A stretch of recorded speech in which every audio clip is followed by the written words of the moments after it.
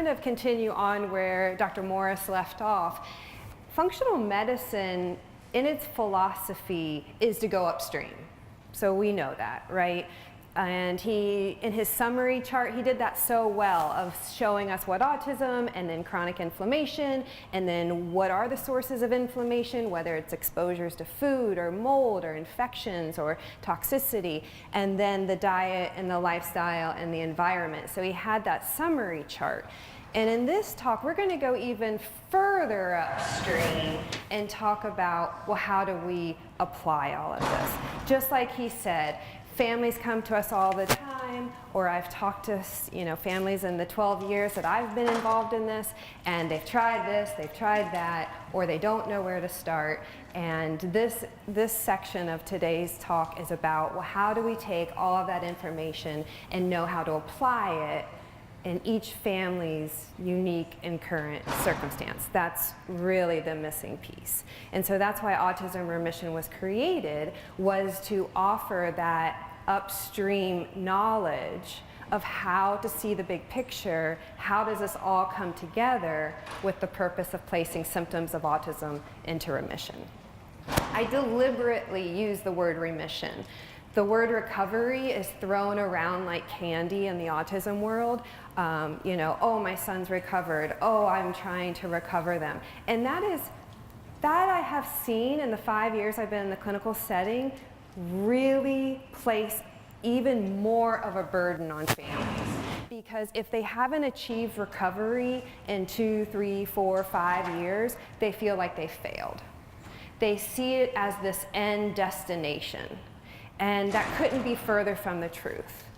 And I feel like we're missing, again, that big picture when we're so focused on the end destination, because remission helps us remember to stop hyper-focusing on certain symptoms, and when they haven't improved, then we feel like we're failing.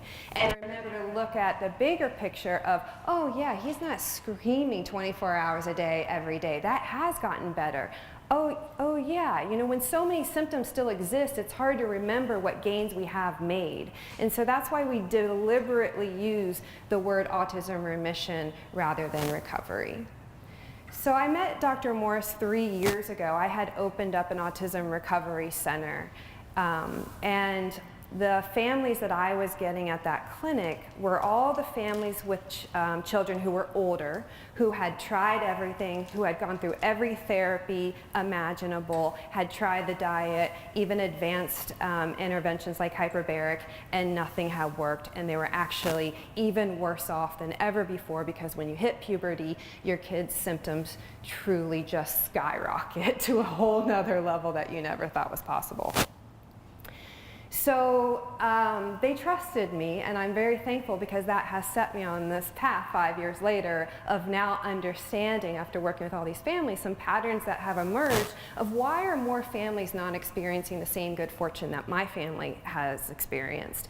And so that's why we put Autism Remission together, because as they were going through the clinic that I had created and the collaborative care team, amazing results were happening even after they had tried everything, and they were teenagers. And the results were so miraculous, it was really shocking, to be quite honest, because it's one thing to take your family through it, but it's another to turn around and help other families, because everybody's family is different, beliefs are different, values are different, intrinsic motivators are different. So that experience was incredible, first and foremost, to work so intimately with other people and their most cherished treasure, right, their families. But Dr. Morris heard about us, what we were doing over at our clinic, and he came over to visit and to meet us. And it became apparent right from the beginning that our two skill sets were such the perfect complement. He is the expert at that medical piece. He's incredibly talented. I watch him help people who have been to every single specialist known on earth and have never gotten better, get better under his care. And my expertise was working with families, working with parents, working with the patient, of understanding their role and how to truly become an effective partner with him. And so when we blended together, and I blended into his clinic 3 years ago, and I became his front line of care. So I'm actually the first person that works with his patients, so to prepare them for his first initial consultation. And what we find is the level of overwhelm drops significantly so that they actually can hear and absorb and process and assimilate the information he's going to talk with them in their new patient appointment. And then furthermore, when they learn to partner, they start owning their care and they start becoming experts at living their care plan, rather than trying to become experts at all of the most advanced medical interventions. And I'm going to touch back on that here in a little bit. So my career is the result, and I feel so privileged that I love my job. I mean, it really is true. It's not a job, and I'm excited every morning to get up and out of bed, and I feel eternally blessed as a result that I've been brought to this point. But it wasn't easy getting here. And I'm going to kind of share with you just briefly what brought me here today so that you understand who I am better and the knowledge that I have gained. And then I'm going to end with Autism Remission, which is our online courses and coaching program, working with families with the purpose of creating their personalized family care plan to place symptoms of autism into remission. So this January is our 12th year anniversary of addressing the underlying root causes creating autism. And, but it wasn't pretty in the beginning. My son, I say he was hijacked by autism. Autism blew into my home and picked him up and took him into a far off land, and he was absolutely gone. No eye contact, screaming all the time, biting me and wouldn't let go until I just looked like a bruised and battered woman. Chronic diarrhea, couldn't play with toys appropriately, aggression like nothing I've ever seen. He stopped sleeping. He could only sleep for maybe 2 hours at a time. Head banging, he would just bang his head if I would allow him incessantly. And the ironic thing of all this is I was in denial that anything was going on. And I kept saying, something's not right. And everyone around me is like, no, he's just colic. He's still, having some digestion issues, and it'll be fine. He'll outgrow it. Or no, it's okay. He's not talking. I was a late talker. Or, he'll outgrow it. I can't tell you how many times I heard he'll outgrow it.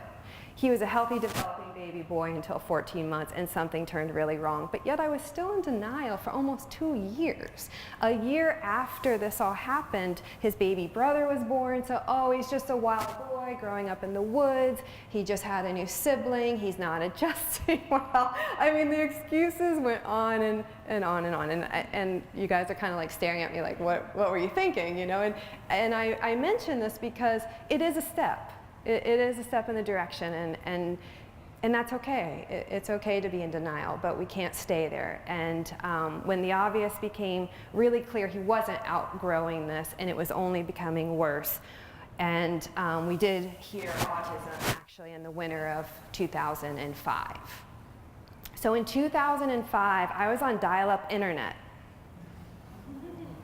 I had my first cell phone ever. It was a flip phone, and it did not even text message. So it was the dark ages, right? I had never heard of autism. I knew nobody that had autism. There was no information on autism, and the message that I heard was, there's nothing you can do. Take these medications to try to silence him and manage his behaviors. Put him in speech therapy because he's nonverbal. Take him home, love him, and try to keep him safe. Oh, and you may want to financially start planning to place him in a care facility because in a few years you won't be able to manage him.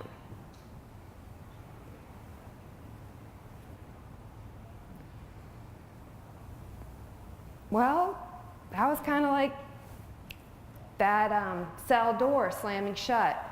And life as I knew it was no longer. And I can't share with you, if you don't know someone with autism or if you haven't been touched with it, how isolating living with autism is. We could not go out in public.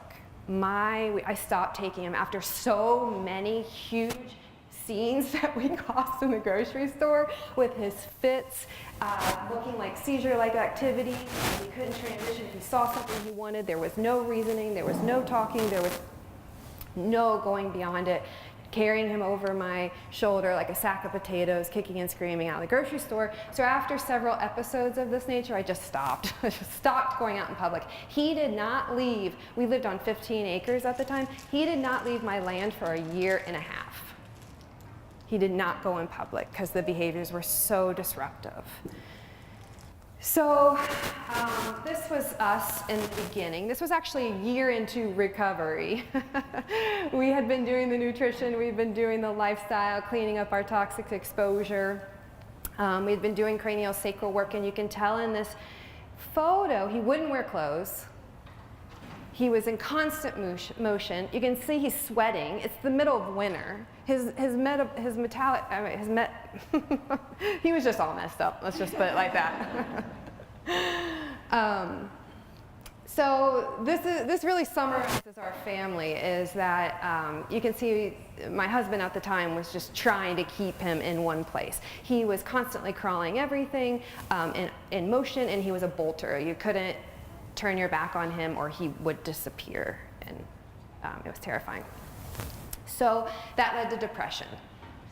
Everything I had known was just destroyed, and every pillar that I stood on that was my identity crumbled. My marriage dissolved. I could no longer work. I had to find work from home so that I could be home, because I couldn't put him in a daycare center. I couldn't have someone else care for him. We had no friends at this point. Everyone had taken huge steps out of my life. We couldn't be included in play dates. So it was debilitating.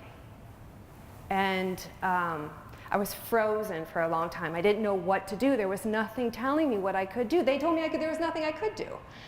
But I did take him to speech therapy, as they suggested. And after the third time, I'll never forget this, she always had these beautiful activities laid out for us when we arrived. He was 3 at the time, or not quite 3.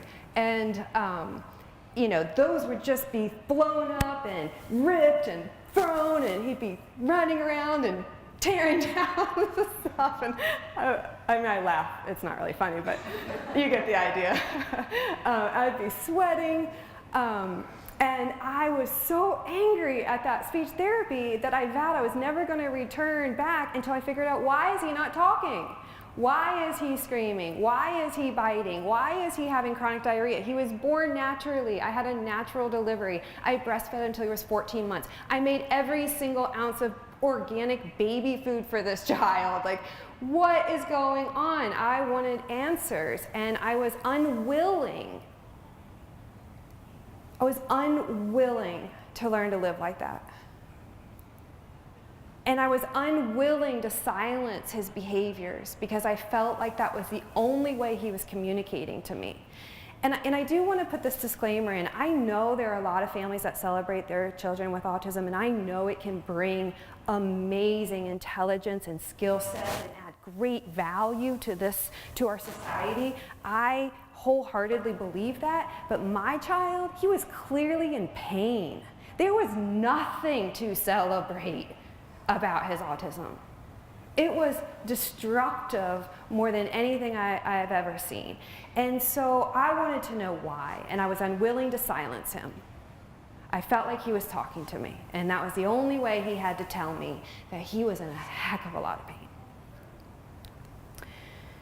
So my why kind of reconfigured into the highway, and I started traveling great distances. There were no local professionals like Dr. Morris or other providers in this area like Dr. Blackman, who who are committed and learning and seeking and diving into what is the cause of all of these symptoms, so we no longer have to learn to manage and no longer have to learn to live like that, because it's truly unmanageable. So I started traveling great distances with my son, who was 1, and then my child who was affected by autism, who was 3. And if you know anything about autism, then you probably have heard that transitions are a really challenging topic. And getting him into the car and getting him out of the car was always a scene. And I had all these different backpacks for my younger son because I had to protect him from the kicking and screaming child. Like, it's amazing how intelligent you get with just, you know, the most bizarre of circumstances. So we started traveling, and fortunately, now remember this was in 2006. So again, there is no information. There were a couple websites that I found, and I immediately saw they were teaching me how to live like that. That's not how I was going to spend my time. So I was thankful that I miraculously, and that's a whole other topic, but I started finding healthcare professionals who were beginning to acknowledge and address the underlying causes resulting in these symptoms. And I didn't know it then, but it's functional medicine.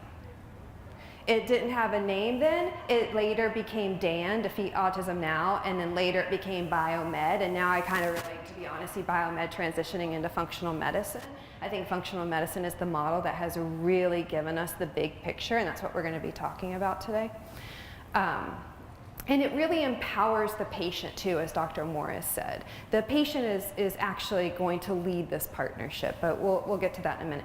So I started learning about his mineral and vitamin deficiencies and his toxicity and metals I had never heard of or had any idea where in the heck he would have gotten them from.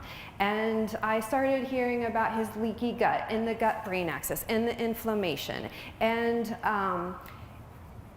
I immediately started with the nutrition piece, the lifestyle piece, the craniosacral piece. We started bringing all this together and practicing functional medicine. And there are a lot of pieces that need to come together. And I made this infographic 4 years ago, and now, I mean, this is silly. Like, I only used it today to show, like, there's so much more pieces that we now know, fortunately, as we have learned over this past decade of really what's resulting in autism. And this is where we get stuck. This is where a lot of families get stuck, because today there is so much information. A colleague of mine gave me the term infobesity. I was like, that is genius. I'm going to use that. When I started out, I had no information. I had to go out and find it. I had to go travel all along the eastern part of the United States to collect the knowledge of what I could do. And it worked to my advantage. And I'm going to talk about that later when we get into our program. Because what I see now, what's happening with infobesity, is several things. Families either shut down. I can't do that. That's not my personality. They don't even, they just walk away. Or they start trying everything like a checklist, thinking that if they do everything, the nutrition or the advanced medical interventions or addressing the line, then their child will get better. But then nothing works. Or with infobesity, they find something, they try it, it doesn't work, so they throw it out. Then they go to the next thing, and they try it, and it doesn't give them the results they want, so they throw it out. So their big picture never can come into focus because they're just constantly throwing out pieces to the puzzle. So those 3 patterns I have seen emerge as I work more with families in the clinic. And it's taught me more how to create a platform that will give the how-to take all of this information, distill it down based on families' unique and current information. I love this quote by Albert Einstein. Information is not knowledge. That's why our society is based on universities and master's programs and PhDs, and we have tutors for our kids, right? Because the information being given to us, we can't process and assimilate it and apply it and have the knowledge of how to do it without that bridge of education. So that's where Autism Remission is coming in as the solution in today's infobesity epidemic, to help families understand how to take this information, understand how to apply it in their unique and current circumstance, have the knowledge of how to live and create their family's care plan, so they start putting symptoms of autism into remission and experience success along the way, rather than waiting for that elusive carrot of recovery.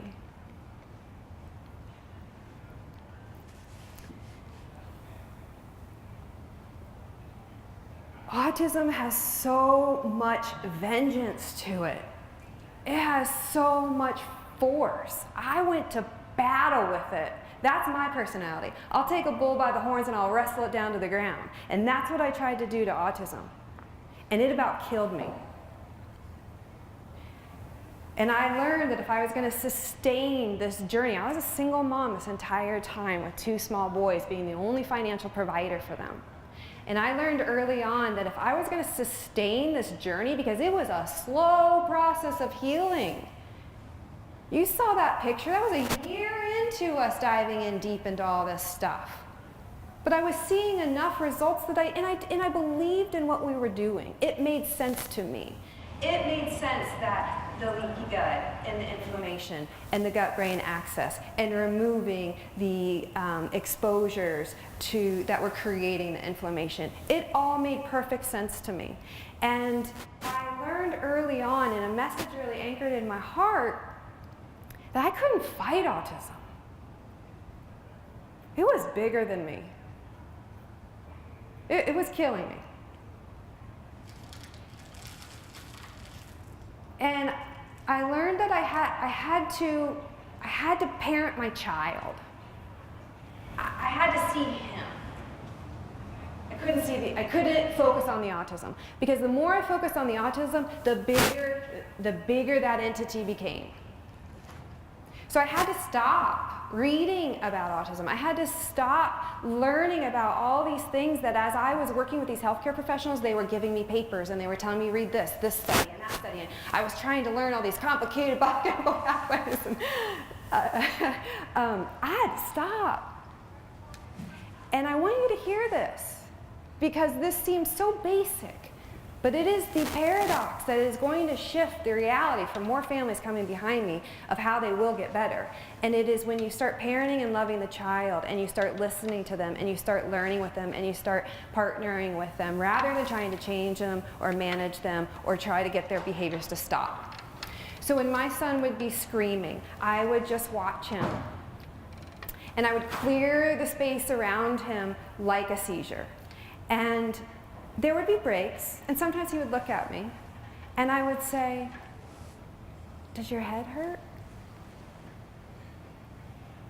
Does your stomach hurt? And he would start to nod. He would start to kind of communicate with me. Here's a child that wouldn't look at me, couldn't talk, couldn't connect. The more I just was present with him, and the more I talked to him, and the more I let him know, okay, I get it, you're hurting. So that's why we're choosing these supplements. That's why we're choosing the food that we're eating. That's why we're doing all this. This is the autism. This is not who you are.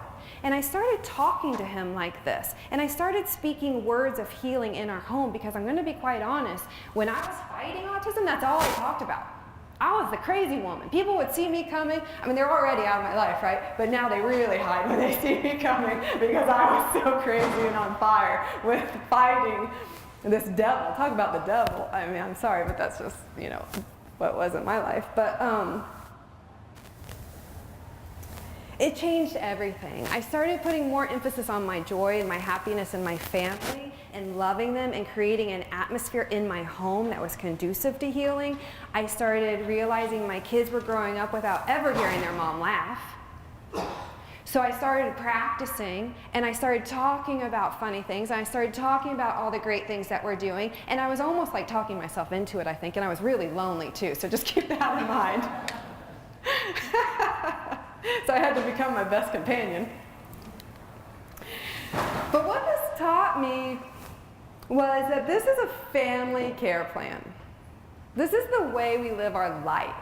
We become experts. I had to become experts at living my life and creating an atmosphere in my home that was conducive to healing. And the more I focused on that, and the more I focused on what happiness I could find in the smallest, most mundane tasks I was doing, because life was hard. Days dragged on, but I learned invaluable parenting skills to make the day enjoyable. Even in the midst of just still the nightmare. It was still a nightmare for a long time, for 9 years. And I want you to hear that time frame, because families that have tried this for a year, 2 years, they have just begun. 5 years, hardest year you're going to be in this journey. So if you know a family in their 5th, 6th year, hardest year you're going to encounter. 9 years of 100% committed to living a lifestyle that addressed the underlying causes creating the symptoms. I put all of my money, all of my time, all of my energy into the pieces of my care plan that were going to heal him, not manage him, and certainly not learning to live with it.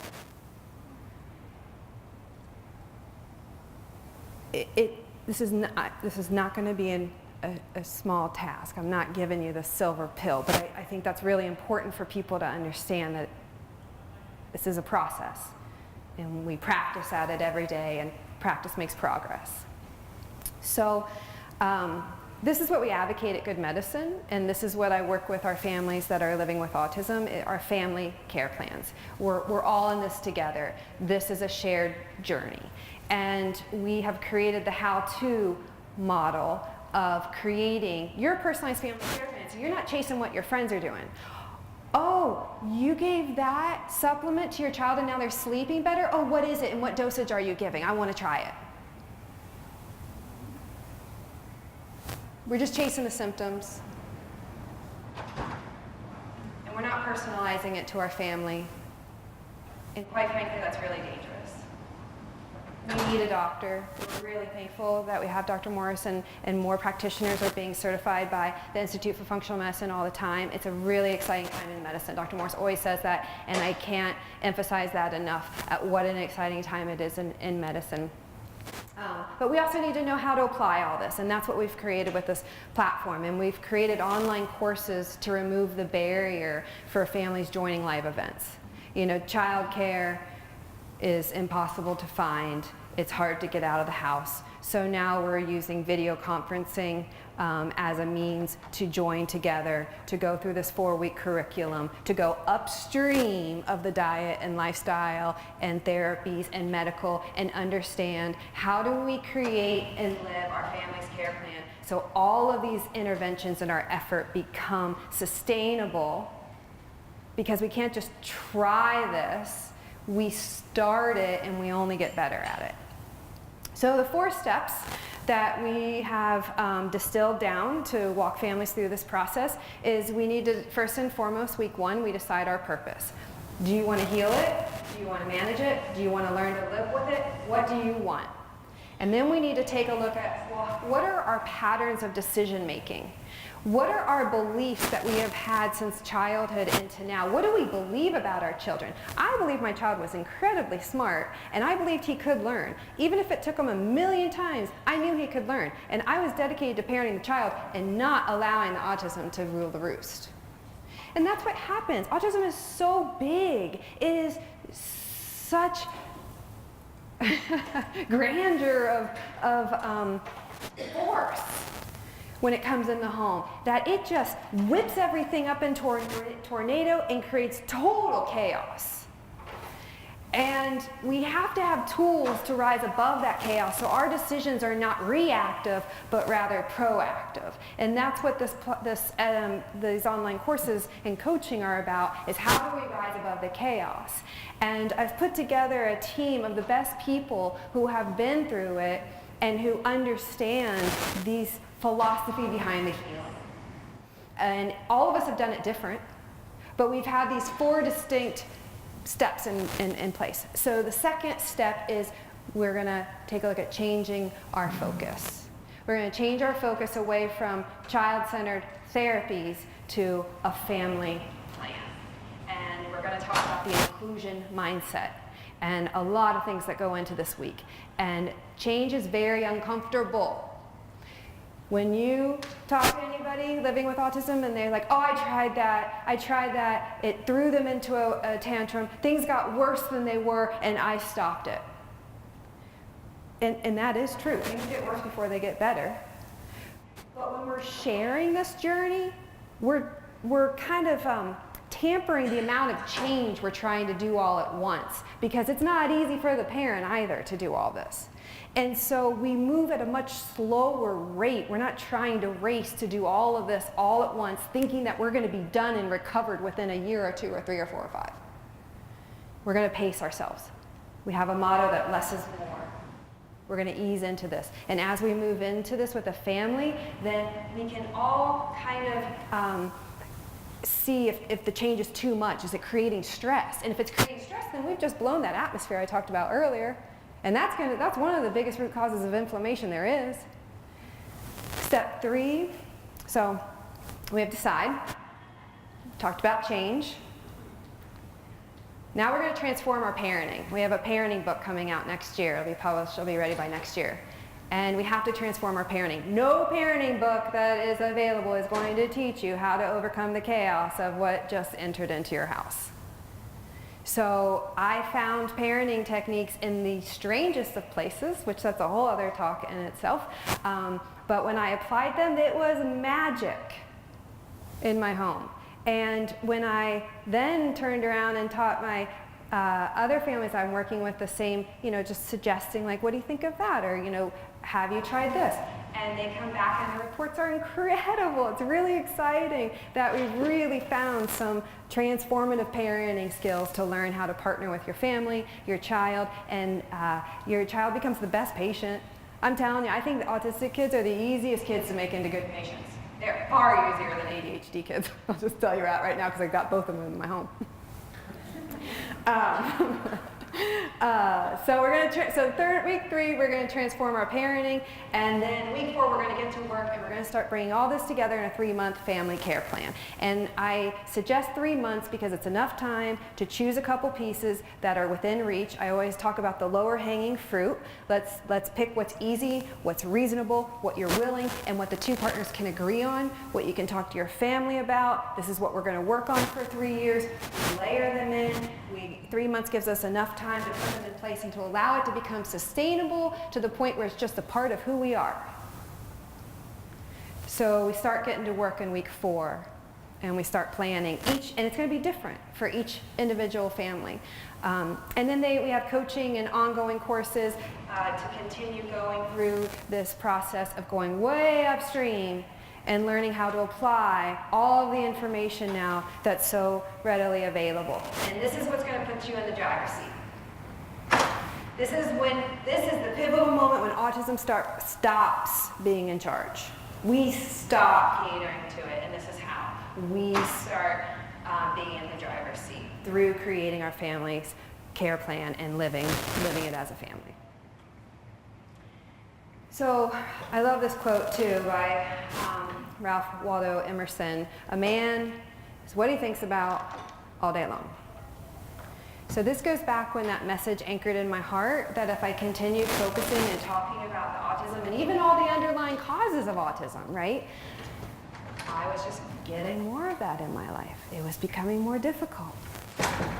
But when I started training my mind to focus on what I could do and started finding key concepts to replace my self-sabotaging, depressive, downward cyclical thinking that I could very easily get into in a day's time, several times a day, quite often, When I started learning how to train my mind through this mindset we're going to teach, we call it the inclusion mindset, and my words started changing, then my behaviors just followed in line. You can't change your behaviors without going upstream and addressing your thoughts and your words. And I remember working with a family, and they said to me, I never noticed he really listens to what I'm saying when I'm talking on the phone with my mom and I'm talking about how bad the day's been. So the child takes on that identity. But that's not who he is. He's covered with it. That's not who he is. And we need to talk about who the child is. I used to talk over my son as he slept. I used to talk to him when he was going through his day. You are so sweet. You are incredibly bright. This is just the autism. This is what we're healing. Everything's fine. We've got this. We can do this. One of my team members taught me we can do hard things. So as Dr. Morse alluded to, when I entered into the scene, or when I was thrusted into the scene, it was 1 in 150 kids 12 years ago. 1 in 150. Just now they increased the rates to 1 in 36.